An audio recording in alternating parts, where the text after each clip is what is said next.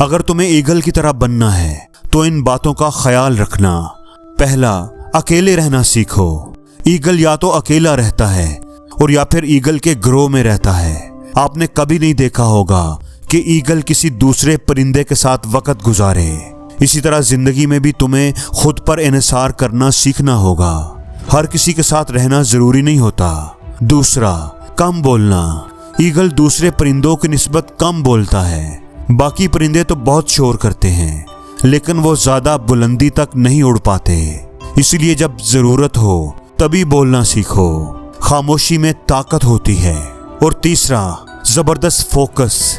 Eagle का focus लाजवाब होता है। जब उसे अपना शिकार नजर आ जाए तो वो किसी भी रुकावट की परवाह किए बगैर उस वक्त तक उसका पीछा करता है जब तक उसे हासिल ना कर ले। जिंदगी में यही फोकस आपको कामयाब बनाता है।